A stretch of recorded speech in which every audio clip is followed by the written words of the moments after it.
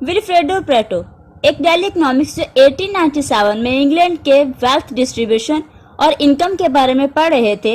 ये पढ़ते हुए उन्हें एक अजीब बात पता चली कि इंग्लैंड की ज्यादातर जमीन और पैसे बस थोड़े से ही लोगों के हाथ में थे। इनफैक्ट बस 20% लोग ही इंग्लैंड की 80% जमीन और पैसों के मालिक थे। ये सरप्राइजिंग बात पता चलने के बाद अब उन्होंने इस बारे में और रिसर्च करी तो उन्हें पता चला कि प्रिंसिपल ना कि बस दूसरे देशों और दूसरे टाइम में भी सच थी, बल्कि ये बात पैसों को छोड़कर दूसरी चीजों के लिए भी सच थी। जैसे कि उनके खुद के गार्डन में यहाँ 80% मटर बस 20% पॉट से निकल रहे थे और तब ये प्रिंसिपल बना, जिसे आज हम पेरेटो प्रिंसिपल या फिर 80-20 प्रिंसिपल भी कहते हैं, जो कि साइंटिफिकली हर चीज में अप्लाई होता है, including business, study, relationship, health etcetera. ये प्रिंसिपल कहता है कि आपके 80% रिजल्ट्स जो आपको मिलते हैं वो बस आपके 20% काम की वजह से आते हैं। ये फैक्ट हमारी नॉर्मल सोच से एकदम उलट है। मतलब हमें लगता है कि हम जितने एक्शंस लेंगे हमें उतने ही रिजल्ट्स मिलेंगे, बट सच तो ये है कि हमारे थोड़े से एक्शन ही हमें ज्यादातर सही रिजल्ट्स देते हैं। ये प्रिंसिपल आने के बाद बहुत से लोगों ने अलग अलग चीजों पर रिसर्च करी और ऑलमोस्ट हर चीज में इस प्रिंसिपल को काम करता पाया। एग्जाम्पल, 20% ऑफ क्रिमिनल्स 80% क्राइम के लिए जिम्मेदार होते हैं। 20% ड्राइवर्स की वजह से 80% एक्सीडेंट्स होते हैं। 20% शादीशुदा लोग 80% डिवोर्स का हिस्सा होते हैं। 20% रोड्स पर 80% ट्रैफिक होता है और 20% कपड़े हम 80% टाइम्स पहनते हैं। और ऐसे ही कई और एग्जाम्पल्स हैं जो मैं चाहूँ तो बस बोलती ही रह जाऊं। चलो थोड़ी सी और बता देती हूँ। बस 20% शराब पीने वाले लोग वर्ल्ड वाइड 80% शराब पीते हैं। 20% जमीन 80% फूड और मिनरल्स देती है। 20% बादल से 80% बारिश होती है। 20% एक्टर्स को 80% पब्लिक अटेंशन मिलता है। 20% साइंटिस्ट 80% चीजों को डिस्कवर करते हैं। और अभी के लिए लास्ट 80% बुक्स जो कि बिकती हैं वो बस 20% ऑथर्स की होती हैं। अब नंबर्स थोड़े बहुत आगे पीछे हो सकते हैं, लेकिन प्रिंसिपल हर जगह यही बोलता है कि कम चीजें ज्यादा आउटपुट देती हैं। 80-20 प्रिंसिपल हमें ये नहीं सिखाता कि हमें काम नहीं करना चाहिए या ऐसा कुछ, बल्कि ये हमें सिखाता है दैट हमें वो काम करना बंद करना चाहिए या उन पे कम फोकस करना चाहिए जो काम हमें बहुत कम रिजल्ट्स दे रहे हैं, और वो काम ज्यादा करने चाहिए जो हमें ज्यादा रिजल्ट्स और ज्यादा आउटपुट देते हैं। बिजनेस के लिए बात करें तो ये प्रिंसिपल सबसे पहले बिजनेस से रिलेटेड चीजों के लिए ही यूज किया जाता था, बट फिर बाद में ये प्रिंसिपल सब चीजों के लिए यूज होने लगा। स्टार्टअप्स में ज्यादातर लोग यही गलती करते हैं कि वो अपने टाइम, एनर्जी और मनी उन चीजों के लिए ज्यादा यूज कर देते हैं जिन पर स्टार्टिंग में ज्यादा काम करने की इतनी जरूरत नहीं होती, जैसे कि कंपनी का लोगो कैसा होना चाहिए, वेबसाइट का लुक एक्सेट्रा एक्सेट्रा। ये सब चीजें जरूरी हैं, पर बस इन चीजों से लोग अट्रैक्ट होकर आपका प्रोडक्ट या सर्विस यूज नहीं करेंगे और ना ही उन चीजों से आपको रिजल्ट्स मिलेंगे। बल्कि स्टार्टिंग में आपका मेन एम होना चाहिए अपने प्रोडक्ट या सर्विस को अच्छे से बनाना, ताकि वो लोगों की लाइफ को इजी और अच्छी कर सके। और ये करने के बाद आपको मार्केटिंग और दूसरी चीजें करनी चाहिए, और वो भी बस उन 20% प्लेटफॉर्म्स और चीजों पर ध्यान रखते हुए यहाँ पर आपको मैक्सिमम रिजल्ट्स मिल रहे हो। कुछ और बातें जो आपको याद रखनी चाहिए वो है दैट आपके 20% क्लाइंट्स आपके 80% प्रॉफिट का हिस्सा होंगे। वैसे 20% ऑफ क्लाइंट्स 80% कंप्लेंट्स करने वाले भी होंगे।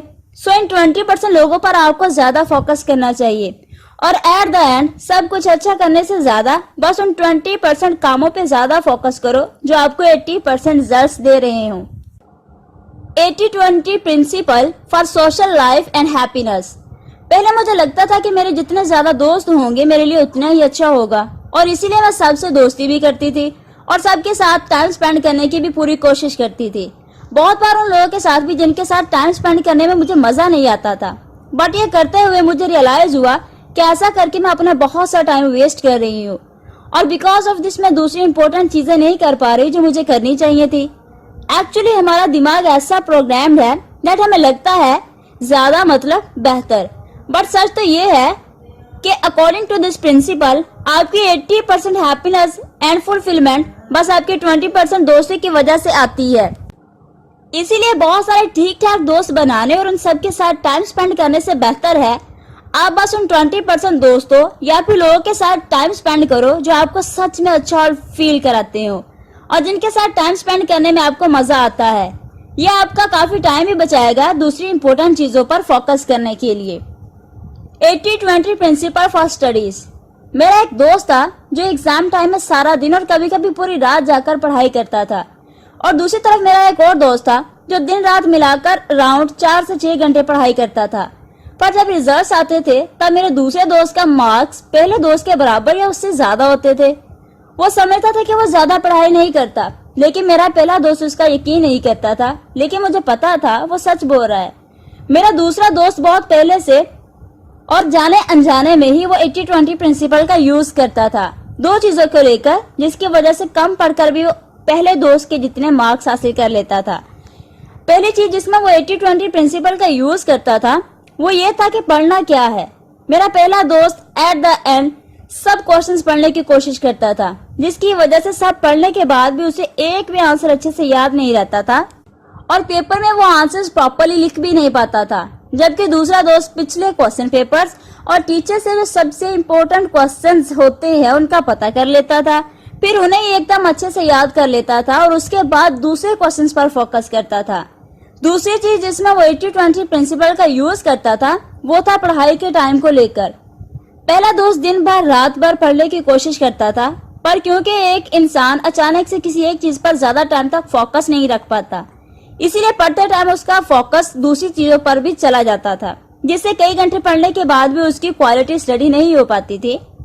दूसरे दोस्त को पता था कि वो सुबह से लेकर रात होने के बीच तक अच्छे से पढ़ पाता है और उसके बाद नहीं, तो वो उसी टाइम पे अपना पूरे फोकस के साथ पढ़ता था।